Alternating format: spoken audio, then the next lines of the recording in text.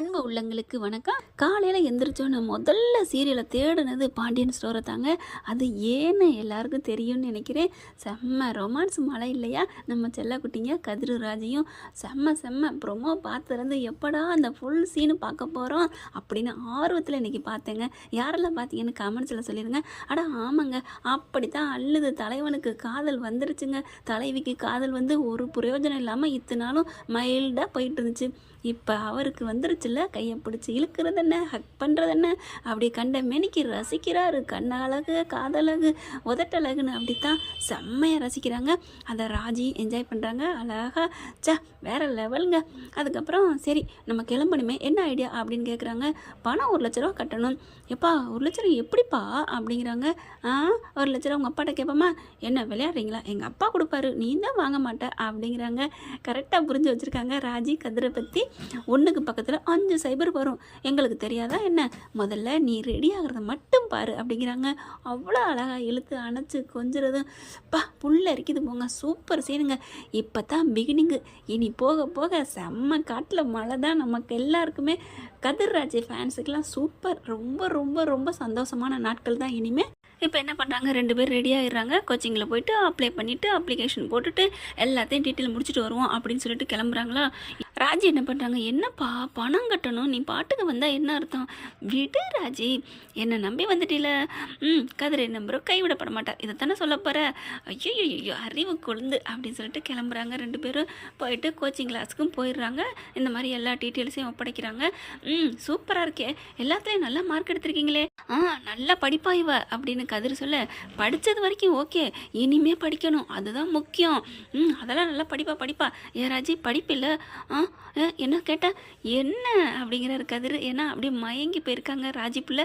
ஏன்னா கதிர் கட்டி பிடிச்சிட்டு முத்தம் கொடுக்காத குறையா கட்டி பிடிச்சாங்க இல்லையா, முத்தம் கூட கொடுக்கலாம் நாளைக்கு, அதுவும் நடக்கலாம். அடுத்து அதிலே மயங்கி போயிருக்காங்க. என்ன ராஜி சொல்லு அப்படிங்களா.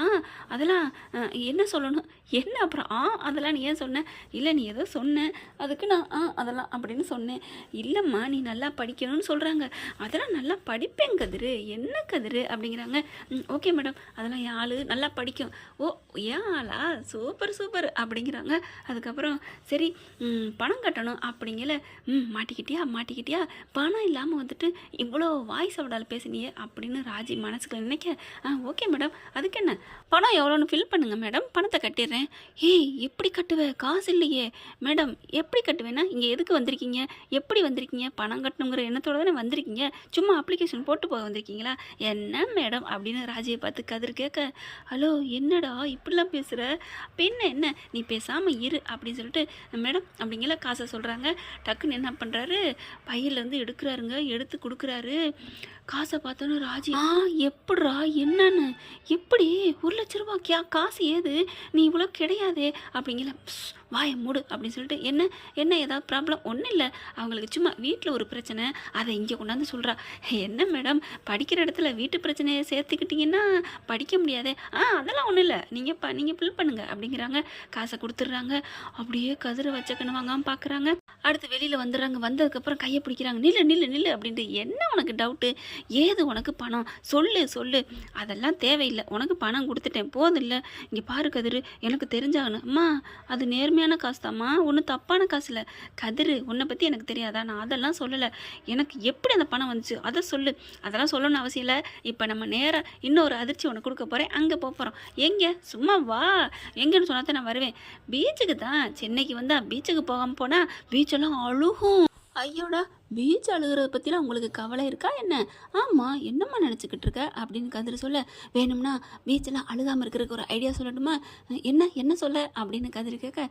அப்படியே தூக்கி ஃப்ரிட்ஜுக்குள்ளே வச்சுருவோம், அப்படியே ஒன்று அப்படின்னு மண்டையில் கொட்ட வராங்க. ஐயோ அப்படின்னு ஓடுறாங்க. அதுக்கப்புறம் 2 பேர் சிரிச்சுட்டு ஜாலியாக என்ஜாய் பண்ணுறாங்க. பீச்சுக்கு போகிறாங்க, கடலில் நினைக்கிறாங்க, கையை வைக்கிறாங்க. சுண்டல் அப்படின்னு வாங்க, சுண்டல் வந்த கையோட வாங்கி கொடுக்குறாங்க. அப்படியே ஒன்றா கொடுக்க வாங்கி சாப்பிட்றாங்களா. அப்படியே பார்க்குறாங்க. பார்க்குறாங்க ராஜி கதிரை. என்ன பார்க்குற, உனக்கு கேட்டதெல்லாம் வாங்கி கொடுத்துட்டேன் போதில்ல, என்ன வாங்கி கொடுத்துட்ட, இன்னொன்று கொடுக்கணும் ஆனால் நீ கொடுக்கவே இல்லையே, என்ன கிஸ்ஸா அப்படின்னு கேட்க, ஐயா ஆளைப்பாரு, வேறு வாங்கி கொடுக்கணுமா, என்ன வேணும் பாரு, நீயே பாரு, என்ன என்ன இருக்குது, ஓ சோளக்கிறதா, அதான் நான் வாங்கி கொடுத்துட்டேனே, ஐயோ நான் அதான் சொல்லலை, வேறு பெண்களுக்கு பிடிச்சது குதிரை சவாரி போகணும், அதுவா, ஐயோ அது இல்லை அப்படிங்கிறாங்க. ஒன்றுன்னா கேட்க அதுக்கப்புறம் தெரியவே இல்லை பாரு, முட்டாளு அப்படிங்கல அப்படியே தலையில் கையை வச்சுட்டே பேச அங்கே பூக்காரையை பார்த்துடுறாங்க. ஓ பூ வேணும்னு சொல்லாமல் சொல்கிறியா, இருடி உடனே நான் கேட்க மாட்டேன் அப்படின்ட்டு கடல் கரையில் என்ன இருக்கோ எல்லாத்தையும் சொல்கிறாரு. பூவை தவற விட்டுட்டு ராஜிக்கு செம்ம காண்டாகிறாங்க. போடா அப்படின்னு மண்டையில் கொட்டுறாங்க. ஏண்டி கொட்டுற, பின்ன பூங்கிற விஷயத்தை தவிர எல்லாத்தையும் சொல்கிறேன், எனக்கு தெரியும் ராஜி, நீ அப்போவே நீ சொன்னப்பவே நான் புரிஞ்சுக்கிட்டேன். அட பாவி அப்போ நடிச்சியா, ஆமாம் அப்படிங்கிறாங்க. ஒன்று அப்படின்னு சொல்லிட்டு மறுபடியும் அடிக்க அப்படியே கடலில் பாதி தண்ணியிலையும் பாதி கரையிலையும் அப்படியே ஓடுறாங்க. நல்லா ஜாலியாக என்ஜாய் பண்ணுறாங்க. நல்லா அப்படி தான் ஒரு என்ஜாய். ராஜி ரொம்ப சந்தோஷப்படுறாங்க. எனக்கு ரொம்ப சந்தோஷமாக இருக்குது கதிர் அப்படின்ட்டு. சரி சந்தோஷத்தோட வெளியில் போய் ஹோட்டலில் மசாலா தோசை வாங்கி சாப்பிடுவோமா, மசாலா தோசையா, வா எனக்கு ரொம்ப பிடிக்கும் அப்படின்னு சொல்லிட்டு அங்கேருந்து கிளம்புறாங்க. அந்த ஒரு குழந்தை அங்கேருந்து ஓடி வருது. அக்கா நீங்கள் சூப்பராக இருக்கீங்க, அழகாக இருக்கீங்க அப்படின்னு சொல்ல உடனே டக்குன்னு கதிர் வராரு. என்னம்மா உங்கள் அக்கா மட்டும்தான் அழகா, நான் அழகு இல்லையா, ஐயோ மாமா அவங்க அழகு தான். உடனே கதிர் ராஜி என்ன பண்ணுறாங்க, உடனே பாத்தியா நான் தான் அழகு அதான் சொல்கிறாங்க. ஹலோ இன்னும் அந்த பொண்ணு முடிக்கல, நீ சொல்லுமா அப்படின்னு சொல்ல, நீங்கள் மாமா நீங்கள் அழகு ஐயோ அப்படிங்கிறாரு கதிர். அடி பாவி மாட்டி விட்டாலே, வஞ்ச புகழ்ச்சி பண்ணிட்டாலே அப்படின்னு ராஜி சொல்கிறாங்க. சரி விடுமா, அழகாக இருந்தால் அப்படி தான் எல்லோரும் ரசிப்பாங்க அப்படின்னு சொல்லிட்டு கிளம்புறாங்க. அதுக்கப்புறம் போய் ஹோட்டலில் மசாலா தோசை வாங்கி சாப்பிட்றாங்க. நல்லா என்ஜாய் பண்ணி முடிச்சுட்டு ரூமுக்கு வர்றாங்க. அப்புறம் கிளம்புவோமா அப்படிங்கிறாங்க. என்ன நாளைக்கு போய்க்கலாமே, அதான் பார்த்தாச்சே, என்ன ஒரு பீச்சு பார்த்தோன்னா எல்லாம் முடிஞ்சு போச்சா, ஏம்மா வீட்டில் என்னென்ன பிரச்சனை ஓடிட்டுருக்கு என்ன அப்படிங்கிறாங்க. பிரச்சனை ஓடுனா அதெல்லாம் அப்பப்போ கடந்து போகும், நம்ம செய்ய வேண்டிய கடமையில் செய்யணும்னு சொன்னது யார், இந்த கதிரவன் தானே அப்படின்னு சொல்ல, சரி விடு, நான் விட்ட பாலை எனக்கா அப்படிங்கிறாங்க. சரி படு அப்படின்னு சொல்லிட்டு படுக்க சொல்கிறாங்க. கதிர் போய் கீழே போய் படுக்க போகிறாரு. என்ன இங்கே போய் படுக்க போகிற, ஏன் எப்பவும் போல படுக்கிறதா, அது நம்ம ரூமில், இங்கெல்லாம் படுக்கக்கூடாது, இங்கே பாரு, அதெல்லாம் நீ மேலே ஏறி வந்து படு அப்படின்னு சொல்ல, அதெல்லாம் வேணாம் அப்படிங்கிறாங்க. கதிர் வரியா இல்லையா, அதெல்லாம் வேணாம்மா, இங்கே பாரு நீ இப்போ வரல அப்படின்னு சொல்கிறாங்க. நான் வரல அப்படின்னு தரையில் போய் படுக்கிறாரு. அடுத்து பார்த்தா என்ன பண்ணுறாங்க, என்ன பண்ணலாம் இவங்கிட்ட எப்படி இதை கேட்குறது அப்படின்ட்டு பட்டுன்னு எந்திரிக்கிறாங்க. படுத்திருந்த ராஜி, கதிர் அப்படின்னு, என்னடி அப்படின்னு எந்திரிக்கிறாரு. நான் தான் கேட்டேன்ல, எப்படி பணம் கட்டினேன் சொல்லவே மாட்டேங்கிற அப்படின்னு சொல்ல, அதெல்லாம் விட, உனக்கு எதுக்கு, நீ சொன்னா அப்புறம் ஐயோ எனக்காவா அப்படின்னு நீ சங்கடப்பட்டு ஃபீல் பண்ணுவ, அதெல்லாம் நான் ஒன்றும் ஃபீல் பண்ண மாட்டேன், நீ சொல்லலாம் தான் எனக்கு மண்டையை போட்டு குழப்பிக்குது, சொல்லு கதிர் அப்படிங்கிறாங்க. இல்லை ராஜி இப்போ நீ சொல்றியா என்ன அப்படின்னு சொல்லிட்டு வேகமாக இறங்கி போய், எந்திரா சொல்லுடா, எப்படா காசு யார்கிட்ட வாங்கினீங்க, அம்மாட்ட அத்தைகிட்ட வாங்கினீங்களா, யார்கிட்ட வாங்கின அப்படின்னு கேட்குறாங்களா. அதுக்கப்புறம் எப்படின்னு நான் சொல்லணும் அவ்வளோதானே அப்படிங்கிறாங்க. ஆமாம் சொல்லு அப்படிங்கிறாங்களா. அப்படியே பார்க்குறாரு. நான் சொல்லிடுவேன் அப்படிங்கிறாங்க. சொல்லுடா அப்படிங்கிற டக்குன்னு தன்னோட சட்டையை அப்படியே தூக்குறாரு. என்ன சட்டையை தூக்குற, இரு அப்படின்னு சொல்லிட்டு சட்டையை தூக்குறாங்களா. அதுக்கப்புறம் டக்குன்னு இடுப்புலேருந்து பேண்ட்டை இறக்கி காமிக்கிறாரு. என் வயிற்ற பாரு அப்படின்ட்டு, ஐயோ அப்படின்னு கண்ணை மூடுறாங்க. சும்மா வயிற்ற பாருடி, இடுப்பை பாரு அப்படிங்கிறாரு. பார்க்குறாங்க. ஒன்றும் தெரியலையே, நீ இது வரைக்கும் என் இடுப்பை நீ கவனிச்சதே இல்லையா, நான் கவனிக்கலையே அப்படிங்கிறாங்க. ஒன்றும் தெரியாத மாதிரி பேசுவேன் அப்படிங்கிறாங்க. இல்லை கதிர் சொல்லு, எங்கள் அம்மா எனக்கு சின்ன பிள்ளைலேருந்தே அருணா கொடி கட்டி விட்டுருந்தாங்க. அருணாவா, ஆமாம், அதுவும் தங்கத்துலையா, ஆமாம், எனக்கு அவுக்கவே கூடாதுடா, நான் கஷ்டப்பட்டு சேர்த்து வாங்கின காசுன்னு சொல்லிட்டு என் இடுப்புலே இருக்கணும்னு எங்கள் அம்மா சொல்லியிருந்தாங்க. அதனால் அதை நான் பத்திரமா இது நாள் வரைக்கும் அப்படியே பத்தலைன்னா கூட கயிறு கட்டி போட்டுக்கிட்டே இருந்தேன் தெரியுமா அப்படின்னு சொல்ல, சூப்பரு, எத்தனை பவுண்டா, அது எப்படியும் 2 பவுண்டுக்கிட்ட இருக்கும், எங்கள் அம்மா ஞாபகமாக நான் அதை வச்சுருந்தேன் தெரியுமா, நான் அதை பார்க்கவே இல்லை, பொண்டாட்டி புருஷனாக வாழ்ந்துருந்தா நான் பார்த்துருப்பேன், கண்ணை பார்த்தனா காதை பார்த்தனா, ஹலோ நீங்கள் என் கண்ணை பார்க்கல காதை பார்க்கல, பார்த்தேன் அப்படிங்கிறாங்க. அதுக்கப்புறம் சரி அது அருணாவை என்னடா பண்ண, அடகு வச்சுட்டேன், எப்போ, ஊர்லேயே தான், சொல்லலை, சொல்லி என்ன பண்ண போகிற, ஃபீல் பண்ணுவேன், வைக்க வேணான்னு சொல்லுவேன். ஆமாடா நீ ஏன்டா என்கிட்ட சொல்லலை, சொல்லியிருந்தா நான் அதை தடுத்திருப்பேன், நான் ஏதாவது நகை கொடுத்துருப்பேன்ல. என் பொண்டாட்டியை நான் தான் படிக்க வைக்கணும், எனக்கு அது ஒரு கௌரவம். டே ஏன்டா இப்படிலாம் பண்ணுற, அத்தை ஆசாசியாக வாங்கி கொடுத்ததுன்னு சொல்கிற, இப்படி பண்ணிட்டியே போ கதிரு அப்படின்னு சொல்லிட்டு ராஜி ரொம்ப சினுங்குறாங்க. போ எங்கூட பேசாத போ அப்படின்னு சொல்லிட்டு அங்கிட்டு போய் மெத்தையில் போய் ஒரு ஓரமாக உட்காடுறாங்க. ஐயோ கோச்சிட்டாளா அப்படின்னு மேலே எந்திரிச்சு போய் உட்கார்றாரு பக்கத்தில். இங்கே பாருமா, அதெல்லாம் நீ நினைக்கக்கூடாது, அதனால தானே நான் இப்போ சொல்லலை, இப்போ நீ ஃபீல் பண்ணுறில்ல, ப்ளீஸ் ப்ளீஸ் அப்படிங்கிறாங்க. பேசாதடா போடா அப்படின்னு அங்கிட்டு தள்ளி போய் நடுவில் உட்காடுறாங்க.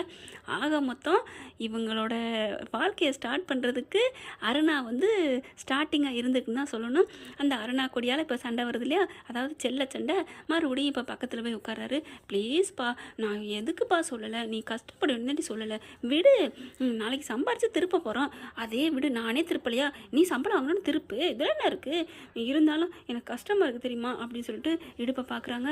அப்போ நீ இத்தனை வருஷமாக நீ அதை இடுப்புலேயே வச்சுருந்தில்ல, இப்போ எப்படிரா, விடு, இதை ஏன் கலட்டணும் அப்படின்னு நினைக்கல, ஓ ஞாபகம் எனக்கு வரும்ல, என்ன சொல்கிறீங்க, ஆமாம் இது என் ராஜிக்காக தானே கலட்டினேன், என் ராஜிக்காக தானே கலட்டினேன் அப்படின்னு என் நெஞ்சு அடிக்கடி சொல்லும், அப்போ உன்னையும் அடிக்கடி நினைப்பேன் அப்படின்னு அப்படியே ஒரு சந்தோஷமாக. அப்படியா கதிரு, ஆமாம் அப்படியே முறைக்கிறாங்க.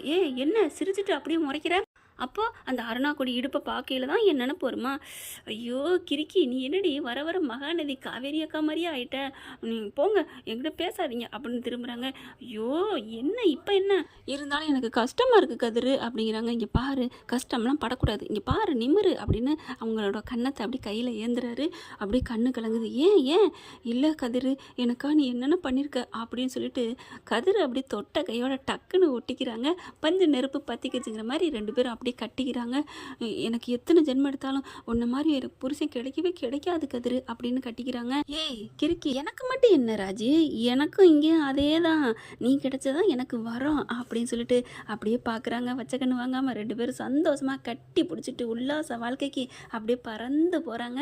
அப்படி போனால் நல்லா தானே இருக்கும் ஃப்ரெண்ட்ஸ். பார்க்கலாம் என்ன நடக்க போகுதுன்னு. தேங்க்யூ. இந்த வீடியோ உங்களுக்கு பிடிச்சிருந்தா தயவு செய்து லைக் பண்ணுங்க. இன்னும் அப்டேட்ஸ்க்காக சேனலை சப்ஸ்கிரைப் பண்ண மறக்காதீங்க. நம்ம கிட்ட இருக்க எல்லா சேனல்ஸோட லேட்டஸ்ட் வீடியோ அப்டேட்ஸ்க்காக மேல ரைட் சைடுல காட்டுற லிங்கை கிளிக் பண்ணி வாட்ஸ்அப் குரூப்ல ஜாயின் பண்ணுங்க. உங்களிடம் விடைபெறுவது நான் உங்கள் மெஹர்.